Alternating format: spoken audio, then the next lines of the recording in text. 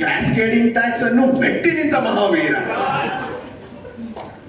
ನಾನ್ tax payers ಅಟ್ಟಹಾಸವನ್ನು ಸುಟ್ಟು non filers ಅಟ್ಟಹಾಸವನ್ನು ಮಟ್ಟ ಹಾಕಿದ ಪರಾಕ್ರಮಿ. Luxury tax, entertainment tax, betting tax ಅನ್ನು ಪಾದದಡಿ ಇಟ್ಟು ತುಳಿದ ಪರಾಕ್ರಮಿ. ASMT ಕಳಿಸಿದರೆ ನಡುಗುವನು ನಾನ್ ಫೈಲರ್. ಎನ್ಫೋರ್ಸ್ಮೆಂಟ್ ಎಂದರೆ ಬೆರೆಯುವುದು ಬ್ಲಾಕ್ ಮಾರ್ಕೆಟ್.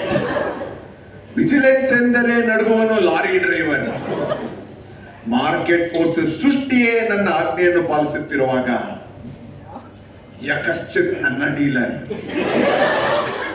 ಸೆಕ್ಷನ್ಸ್ 22 ಅಡಿ ನಾನು ರಿಜಿಸ್ಟ್ರೇಷನ್ ಕೊಟ್ಟ ಡೀಲರ್. ನನಗೆ ತೆರಿಗೆ ಕಟ್ಟಿ ದೇಶವನ್ನು ಬೆಳಗಬೇಕಾದ ಈ ನನ್ನ ಡೀಲರ್ ಎಂದರೆ LGST ಆಡಿಟ್ಗೆ ಇಂದು ನೆಮ್ಮದಿಯಿಂದ ಹಾಗಾಗಿದೆ ಎಂದರೆ ಛೀ, ಇದು ಒಂದು ಬದುಕೆ? ಇದು ಕಾನ್ಸ್ಟಿಟ್ಯೂಷನ್ ರೀತಿ ನೀತಿಯೇ? ಇದೆಂತ ದುರ್ವಿಧಿ, ಇದೆಂತ ದುರ್ವಿಧಿ. ನಾನೇ ಸರ್ವಶಕ್ತನೆಂದುಕೊಂಡರೆ, ಒನ್ ನೇಷನ್ ಒನ್ ಟ್ಯಾಕ್ಸ್ ಎಂದುಕೊಂಡರೆ ಇದಾವ ಶಕ್ತಿ ನನ್ನನ್ನು ಕಾಡುತ್ತಿದೆ? ಅವನೇ. ಅದಾವ ಶಕ್ತಿ ಫೇಕ್ ITC ಕ್ಲೇಮ್ ಮಾಡುತ್ತಿದೆ? ಅವನೇ ಅವನೇ ಆ ನನ್ನ ಕುಲವೈರಿಯಾದ ಬಿಲ್ ಟ್ರೇಡರೇ ಇದಕ್ಕೆಲ್ಲ